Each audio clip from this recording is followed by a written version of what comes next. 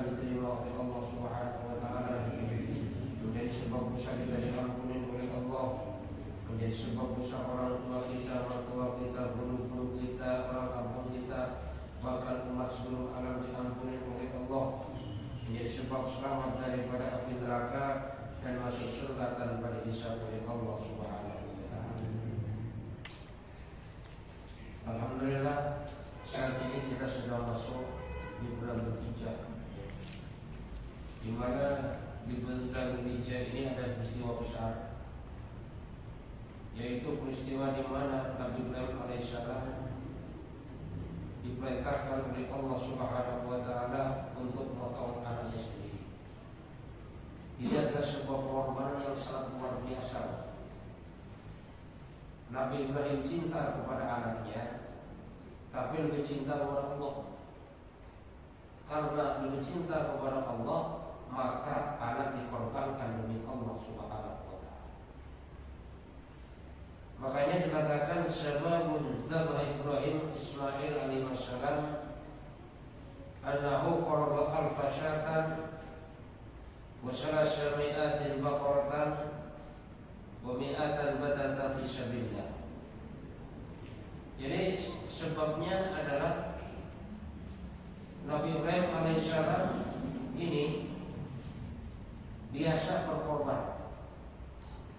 Kalau sudah berkorban ini tidak ada yang lain. Coba bayangkan, kalau korban 1000 kambing, 300 sapi, dan 100 onta di jalan Allah Subhanahu wa taala, itu bentuk pengorbanan Nabi Ibrahim untuk Allah. Dan karena besarnya pengorbanan Nabi Ibrahim yang semacam itu, fata'ajjaban nas wal malaikat min dzalik. Jadi manusia kagum dan malaikat semuanya kagum. Jadi manusia kagum kepada pengorbanan Nabi Ibrahim, bahkan malaikat pun juga kagum kepada pengorbanan Nabi Ibrahim. Kenapa? Hebat banget ini orang. Ada yang namanya korban itu akan butuh keberanian. Orang kaya pun belum tentu mampu untuk korban seperti itu. Dan Nabi Ibrahim masih manusia biasa, tapi dipilih oleh Allah Subhanahu wa taala untuk menjadi nabi dan rasul. Makanya di saat manusia dan malaikat keheranan dengan pengorbanannya, maka pada saat itu faqala Ibrahim alaihissalam, Nabi Ibrahim mengatakan, kullu ma qarraba bihi laisa syai'in indi, bahwasanya segala yang sudah dikorbankan pada dasarnya itu masih enggak ada apa-apanya bagi saya. Itu ucapan Nabi Ibrahim. Ya kalau bahasa kita kalau cuma 1000 kambing, 300 sapi, 100 onta, apa kecil, enggak ada apa-apanya. Wallahi kata Nabi Ibrahim, lau kana li ibnun la'adbahannahu sabilillah. Bahkan seandainya saya punya anak, maka anak saya pun saya korbankan di jalan Allah Subhanahu wa taala, wa naqarrabu bihi ila Allah taala, dan untuk apa itu dibuat korban untuk mendekatkan diri kepada Allah Subhanahu wa taala. Itu ucapan Nabi Ibrahim di saat pada saat itu masih belum punya anak. Dan biasanya orang kan gitu Pak kalau ngomong, kakak sadar, ya kalau saya kaya mau gampang mungkin saya bangun. Itu kan masih miskin ngomongnya. Giliran sudah kaya, lain ceritanya lagi. Nabi Ibrahim pada saat itu ngomongnya masih belum punya anak. Jadi demi Allah, kalau saya punya anak, kata Nabi Ibrahim, saya potong anak saya kalau diperintahkan oleh Allah. Saya korbankan di jalan Allah Subhanahu wa taala. Falamma qala Ibrahim alaihissalam hadzal qaul, madha alaihi zamanun fanasiyal qaul. Dan Nabi Ibrahim setelah ngomong seperti itu, dalam waktu yang sangat lama ternyata Nabi Ibrahim lupa juga dengan ucapannya. Padahal ucapan yang semacam itu sebenarnya kan tanpa disengaja sebenarnya. Itu kan apa itu istilahnya langsung saja lah ya, refleks saja. Karena senangnya ya manusia, malaikat pun bangga, takjub, maka tanpa disengaja langsung refleks omongan yang semacam itu. Sehingga dia lupa. Falamma jaa ila al-ardil muqaddas sa'ala rabbahu al-walad fa'ajaba Allahu du'aahu wa basyarahu bil waladi waladatu ummu. Makanya di saat Nabi Ibrahim alaihissalam sampai di tanah suci, maka berdoa minta kepada Allah Subhanahu wa taala apa permintaan Nabi Ibrahim agar supaya dikasih anak. Dan permintaan anak tadi diberi oleh Allah, diberikan anak oleh Allah Subhanahu wa taala, sampai akhirnya istri daripada Nabi Ibrahim ini melahirkan daripada anaknya, yaitu yang diberi nama Ismail alaihissalam. Makanya setelah anaknya lahir, maka pada saat itu sudah mulai diuji oleh Allah Subhanahu wa taala. Di antaranya ujian yang diberikan oleh Allah ini bentuk pengorbanan Nabi Ibrahim. Suatu ketika Nabi Ibrahim diperintahkan oleh Allah Subhanahu wa taala untuk memperjuangkan agama, untuk keluar di jalan Allah Subhanahu wa taala. Dan pada saat itu anaknya masih kecil, masih musuh. Dan pada saat itu masih tidak ada orang di sana. Tetangga masih belum ada. Maka di saat mau ditinggalkan, ya kalau bahasa kita, memang abang meninggalin kita di sini, Bang. Saya sendirian, Bang, anak masih kecil. Memangnya abang tidak meninggalin? Kagak ada orang, Bang, di sini. Tapi Nabi Ibrahim diam saja, nggak jawab. Tetap dia jalan. Sampai akhirnya, kalau bahasa kita sengaja ini teriak, Pak. Teriak serius, abang ini tega banget. Saya ditinggalkan sendirian, anak masih kecil. Persediaan ini sudah berhabis, Bang. Teriak. Kalau bahasa kita sedih hajar. Makanya karena beliau terus tidak menoleh, maka kata sedih hajar, Bang, apa itu perintah Allah? Nabi Ibrahim melakukan kepala, iya ini perintah Allah. Apa kata sedih hajar? Kalau ini memang perintah Allah Subhanahu wa taala, udah silakan abang berangkat saja. Kenapa? Karena Allah Subhanahu wa taala pasti tidak akan menyia-nyiakan saya. Makanya pada saat itu, Pak, Nabi Ibrahim sebenarnya hatinya menangis, Pak. Hatinya merintih, hancur hatinya. Coba bayangkan, istri dan anak ditinggal sendirian. Anak masih kecil, masih busuk, ditinggal, Pak. Coba bayangkan. Nah, tapi ini dilakukan oleh Nabi Ibrahim bukan karena Nabi Ibrahim gak cinta pada istrinya, cinta pada istrinya.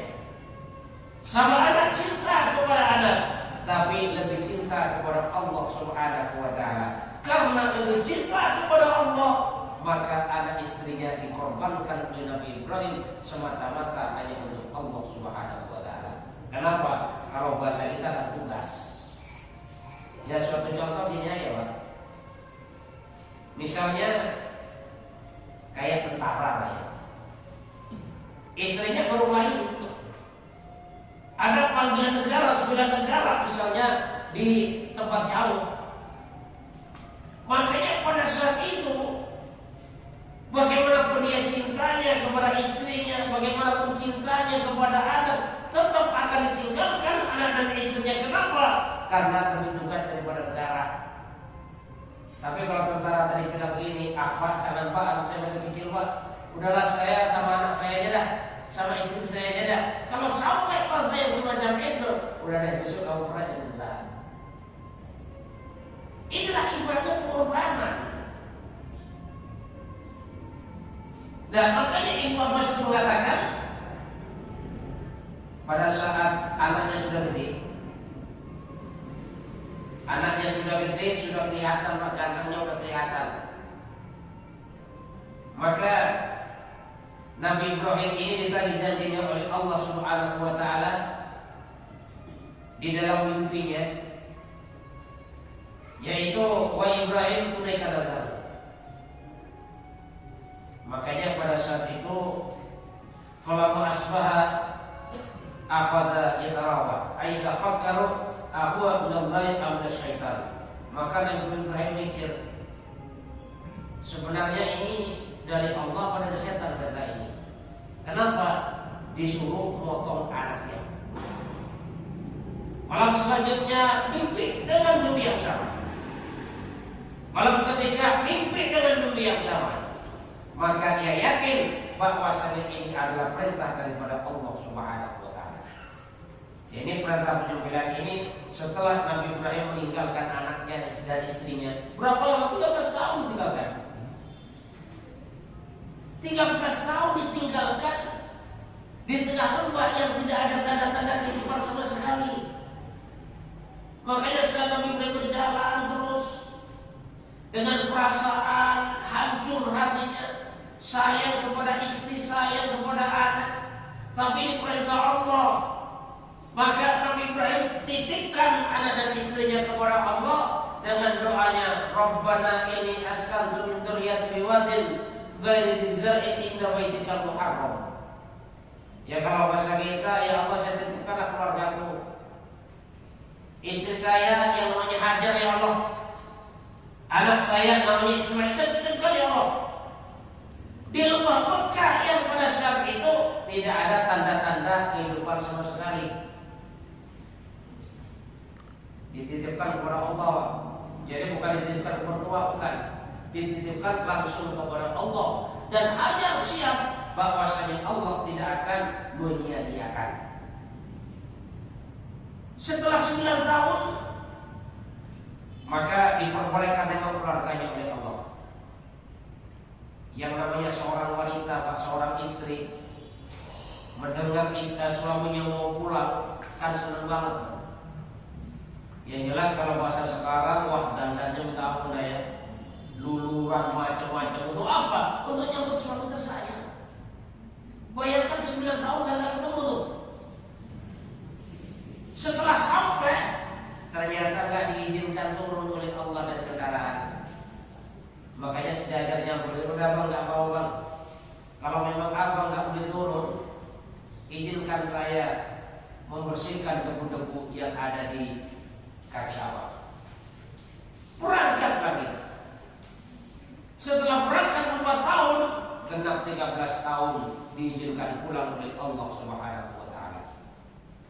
Setelah 13 tahun tadi, yaitu diuji lagi oleh Allah untuk potong daripada anak. Dan perintah itu pun dilaksanakan oleh Nabi Ibrahim.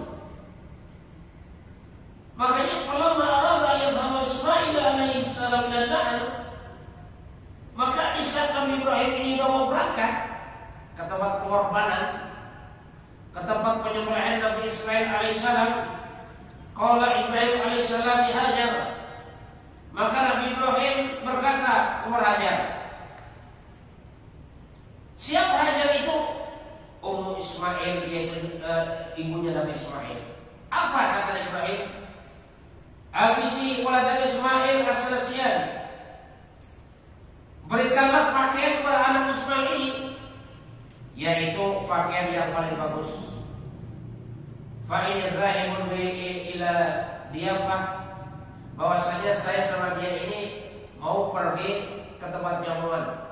Ini kata Nabi Ibrahim kepada Siti Hajar. Akhirnya apa?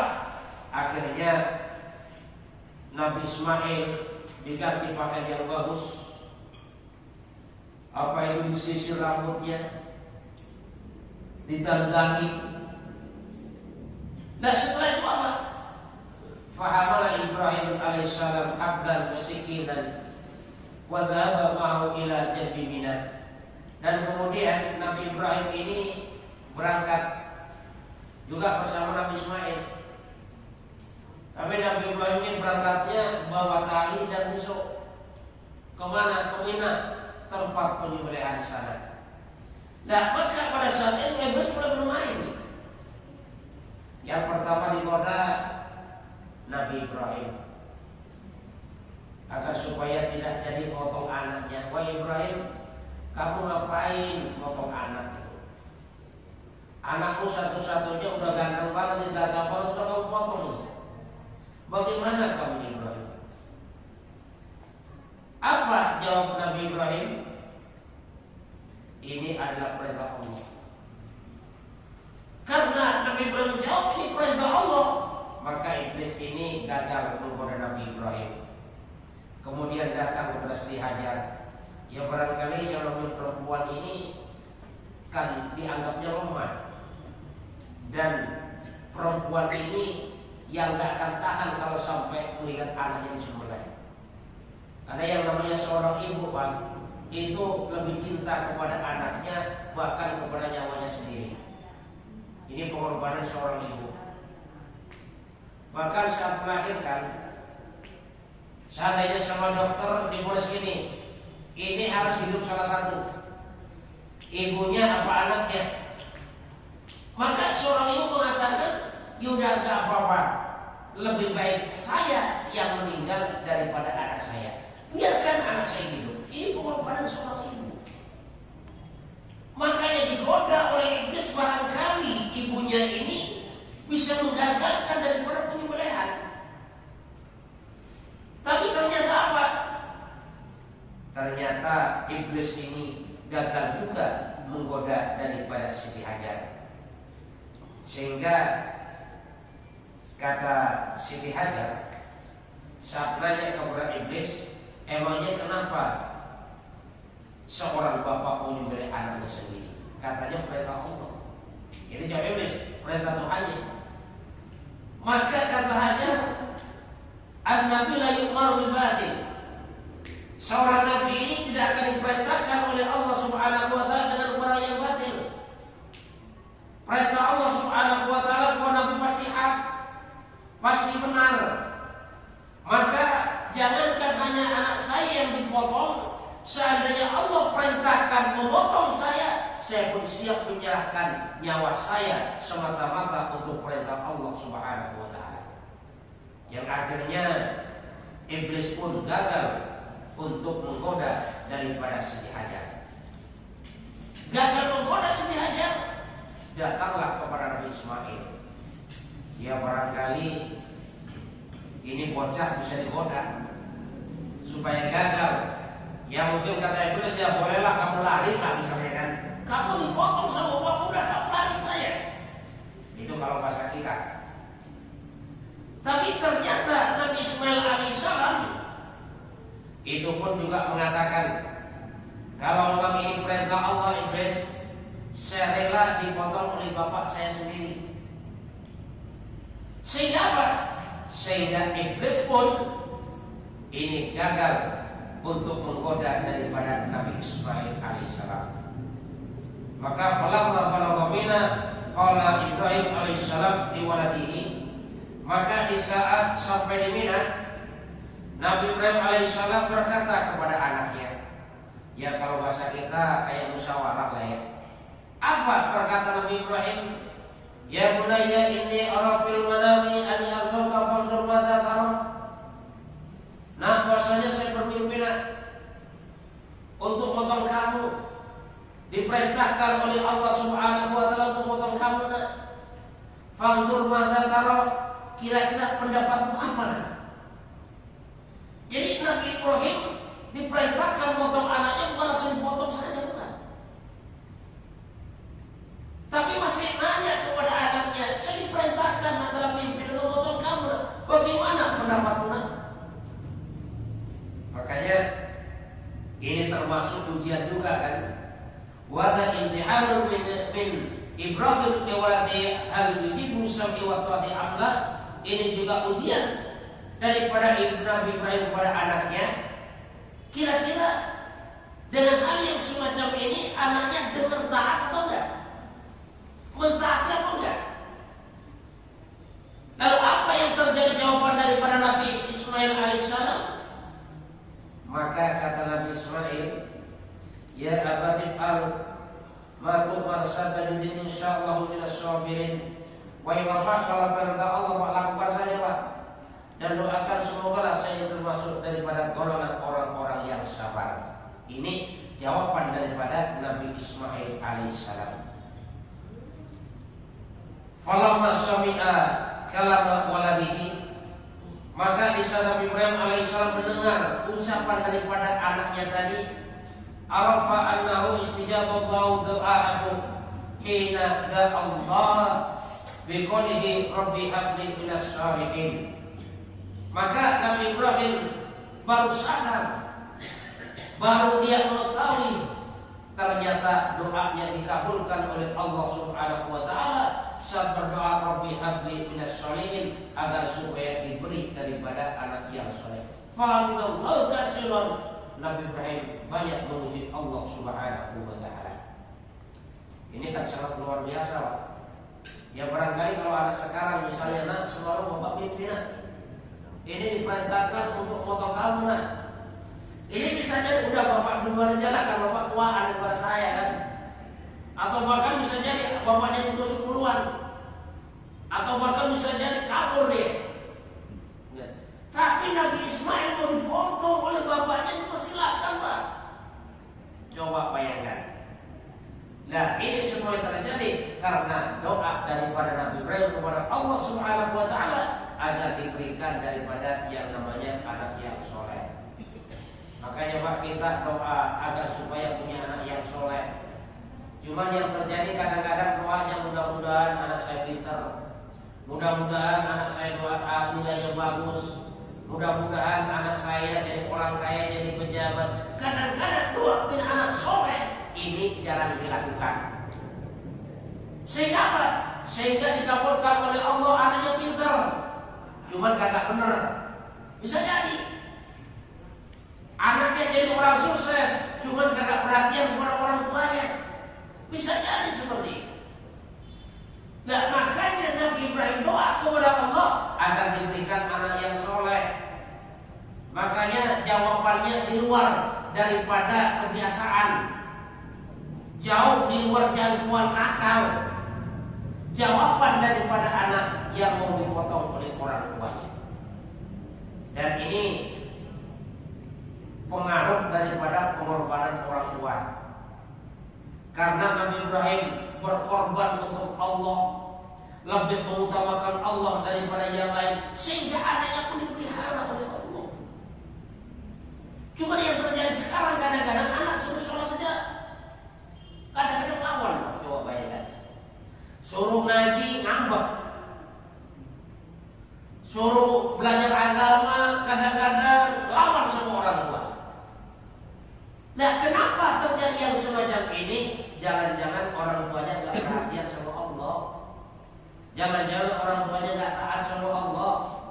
Jangan-jangan orang tuanya gak ada pengorbanan untuk Allah. Karena demi cintanya kepada anak, sehingga dia tidak korban untuk Allah Subhanahu wa taala. Sehingga apa? Sehingga wajar kalau anaknya oleh Allah Subhanahu wa taala tidak dijadikan sebagai anak yang soleh. Maka di saat penyembelihan mau dilaksanakan, Nabi Ismail berpesan kepada bapaknya. Jadi kalau Ismail alaihissalam ya bihi ya abadi usika bi asya. Wahai bapak, ini sebelum penyembelihan, bahwa saya pesan kepada bapak ini dengan beberapa perkara, Pak. Apa pesan Nabi Ismail? Antar baqa yadi kaila atraba fa'udhika. Ayo bapak, nanti tolong ikat tangan saya, Pak. Ikat tangan saya, ya, supaya nanti bapak gak kewalahan. Kalau sampai kewalahan kan nanti bapak takut apa itu istilahnya tersakiti juga, Pak, karena saya merontak. Maka ikat, Pak, kuat-kuat tangan saya. Wa taj'al wajhi 'alal ardi kaila tanzura ila wajhi fatarhamuni. Dan nanti Pak, wajah saya ini terkurapkan saja ke atas bumi. Hadapkan ke bawah. Supaya apa? Supaya Bapak tidak melihat. Karena kalau sampai Bapak melihat saya di dalam penyembelihan nanti, ini saya takut Bapak ini nanti kasihan dan sayang kepada saya, sehingga kita tidak bisa gagal, sehingga kita gagal melaksanakan perintah Allah Subhanahu wa taala. Waqfif anisyabaka kaila yatalaqaha alaihi syai'un min dami fayanqusu ajri wa taraku ummi fatahzan. Dan jauhkan pakaian bapak dan saya jauhkan. Supaya apa? Supaya nanti tidak kena percikan daripada darah saya, kata Ismail. Karena nanti kalau sampai kena percikan darah saya dan nanti bapak merasa kotor dan sebagainya, maka pada dasarnya itu akan mengurangi daripada pahala saya. Dan kalau ibu melihat yang semacam itu, darah menempel pakaian bapak, maka nanti ibu akan bersedih, Pak. Ini ucapan daripada pesan daripada Nabi Ismail sebelum dipotong oleh bapaknya sendiri. Makanya pesannya lagi, tolong Pak, nanti pisau itu agak percepat Pak geseknya. Biasanya meninggal Pak, karena pohon itu sangat sakit. Tajamkan, percepat, kuatkan bapak menekannya. Itu ucapan daripada Nabi Ismail.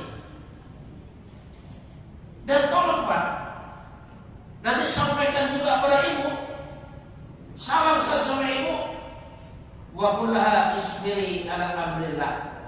Sampaikan kepada ibu agar supaya ibu sabar atas perintah Allah Subhanahu wa taala. Dan juga bapak gak usah cerita kepada ibu bagaimana cara bapak nyembelih saya, bagaimana cara bapak ikat saya. Kenapa? Nanti ibu sedih Pak, kasihan. Dan suatu saat jangan dimasukkan anak yang sebaya saya ke rumah Pak. Takut ibu kembali bersedih. Dan nanti kalau ibu melihat anak yang sebaya saya, atau bapak melihat anak yang sebaya saya, fala tanzur ilaihi, jangan lihat dia. Kenapa? Karena kalau sampai lihat dia, nanti akan bersedih karena ingat saya. Maka kata Ibrahim, iya nak, Allah akan menolongmu nak, Allah akan memberikan kekuatan kepadamu nak. Kita laksanakan perintah Allah Subhanahu wa taala. Ini apa itu jawaban daripada Nabi Ibrahim. Maka di saat pelaksanaan penyembelihan saudara, bahwa wasikin ala halki waladihi, di saat pisau sudah diletakkan di leher atau di tenggorokan daripada anaknya Nabi Ismail alaihissalam, fa'ali jawab syiddatin wa quwwatin falam yaqdir ala qatihi. Tapi ternyata Nabi Ibrahim dengan sekuat tenaga itu ditekan itu pisau, digesekkan itu pisau, ternyata tidak mampu memotong daripada leher Nabi Ismail. Dan pada saat itu qasama liqa'a al-ilmu malaikat as-samawati wal ardh. Pada saat itu Allah Subhanahu wa taala membuka tutup daripada malaikat, sehingga malaikat bumi, malaikat langit menyaksikan tentang pemotongan Nabi Ibrahim kepada Nabi Ismail. Falamma ra'au anna Ibrahim yad'u Nabi Ismail kharru lahu sujadan, maka di saat malaikat melihat peristiwa Nabi Ibrahim potong daripada anaknya sendiri, maka malaikat tersungkur dan sujud kepada Allah Subhanahu wa taala. Maka pada saat itu Allah Subhanahu wa taala berfirman kepada malaikat, "Unzuru ila abdi kaifa yamursikina ala halqi waladihi li ajli ridha'i." Coba lihat malaikat. Ya kalau bahasa kita Allah itu ngelehkan gitu. Ngelehno, bagaimana dulu para malaikat? Coba lihat malaikat kepada hambaku, dia itu telah meletakkan pisau di leher anaknya, menggesekkan pisau di leher anaknya, memotong anaknya sendiri, dan itu semata-mata dilakukan hanya untuk mendapatkan ridhoku. Wa antum kuntum hina kuntum, dan kau mengatakan malaikat di saat saya mengatakan ini ja'il fil ardi khalifah, sesungguhnya saya menjadikan khalifah pemimpin muka bumi. Apakah malaikat ataj'alu fiha wa yufsidu fiha wa yasfiku dima wa nahnu nusabbihu bihamdika wa nuqaddis lak? Ya Allah, ini kata malaikat dulu, apakah kau menjadikan manusia di muka bumi di mana manusia ini akan membuat kerusakan, akan buat pertumpahan darah di antara sesama, sedangkan kami selalu bertasbih dan mensucikan nama. Ini kata malaikat dulu di saat Allah Subhanahu wa taala mau menjadikan manusia di muka bumi ini sebagai khalifah. Jadi pada saat itu malaikat itu tersungkur malu. Lihat apa? Lihat ketaatan manusia. Makanya manusia ini kalau dia taat kepada Allah lebih tinggi daripada malaikat derajatnya. Kalau dia tidak taat kepada Allah bermaksiat, maka lebih rendah daripada yang namanya binatang ternak. Makanya Nabi Ibrahim terus melaksanakan daripada penyembelihan, tapi tidak terpotong daripada leher Nabi Ismail. Kata Nabi Ismail, ayo Pak, terus Pak, kuatkan, potong terus Pak, Bapak jangan ragu. Ini perintah Allah Pak. Jangan sampai kita gagal melaksanakan perintah Allah. Bapak jangan hiraukan saya. Ya kalau bahasa kita sekarang berpisah gak apa-apa Pak. Demi perintah Allah kita besok bersama di surga. Nabi Ibrahim sekuat tenaga menekan dari berat pisau. Ternyata leher Nabi Ismail ini tidak terpotong sama sekali. Sampai akhirnya dicoba, ada batu sebelahnya dibelah sama pisau, ternyata batu kebelah. Ya kalau bahasa kita Nabi Ibrahim heran, ini bagaimana anak saya ini kebal banget nih. Batu terbelah dan anak saya kok gak kuat. Nah makanya pada saat itu terus dilaksanakan daripada yang namanya penyembelihan.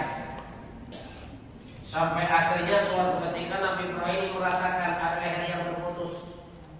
Coba bayangkan, merasakan leher terputus, Pak, ini anak saya nih, perasaannya. Bagaimana hancurnya perasaan seorang bapak, bagaimana sedihnya hati seorang bapak, motong anaknya sendiri. Merasakan leher terputus, darah muncrat kemana-mana. Bagaimana perasaan Nabi Ibrahim pada saat itu? Itu anak satu-satunya. Ya barangkali kalau anaknya 10, dipotong satu, masih ada 9. Sedih sih sedih, cuman kan masih ada 9. Ini satu-satunya anak dipotong di tangannya sendiri. Nabi Ibrahim bukan gak cinta kepada anaknya, cinta kepada anaknya, tapi lebih cinta kepada Allah Subhanahu wa taala. Inilah Pak yang termasuk pengorbanan Nabi Ibrahim, sampai akhirnya dia rela memotong anaknya sendiri karena kecintaannya kepada Allah Subhanahu wa taala. Lah, karena kecintaannya kepada Allah, Nabi Ibrahim lolos diuji oleh Allah. Sehingga apa? Sehingga yang terpotong itu bukan leher Nabi Ismail, tapi domba yang dibawa dari surga oleh malaikat Jibril sebagai pengganti daripada Nabi Ismail alaihissalam. Makanya yang namanya iman itu kan perlu ujian, Pak. Jadi kalau tanpanya ujian, maka imannya ini masih diragukan. Makanya kata Allah Subhanahu wa taala dalam Al-Qur'an, "Asman nas yasrafu ayyul amana wa hum la yaftanun." Apakah dibiarkan orang mengatakan saya beriman begitu saja tapi belum diuji? Kenapa? Dengan ujian kelihatan mana yang benar, mana yang bohong. Dan ujian yang diberikan oleh Allah Subhanahu wa taala tergantung bagaimana tingkat iman seseorang. Semakin tinggi imannya, semakin berat ujiannya. Semakin tinggi imannya, semakin berat juga ujiannya yang diberikan oleh Allah Subhanahu wa taala. Makanya kita belajar, ya kita taat kepada Allah. Makanya kalau sudah berkurang dengan perintah Allah Subhanahu wa taala, dudukan perintah Allah. Itu namanya pengorbanan. Misalnya kita dagang rame banget, datang perintah Allah, korban Pak, tinggalkan dagangan, datang kepada perintah Allah Subhanahu wa taala. Kenapa? Karena kalau kita nggak korban, maka kita nanti yang dijadikan sebagai korban. Insyaallah ya. Mudah-mudahan Allah Subhanahu wa taala berikan kepahaman kepada kita, dan Allah Subhanahu wa taala mudah-mudahan selalu memelihara kita, memelihara keturunan kita menjadi anak soleh dan soleha, sehingga kita sama-sama mendapatkan ridho daripada Allah Subhanahu wa taala dan bisa selamat daripada api neraka, masuk surga tanpa dihisab oleh Allah Subhanahu wa taala. Subhanallah wa bihamdika asyhadu an la ilaha illa anta astaghfiruka wa atubu ilaik. Assalamualaikum warahmatullahi wabarakatuh.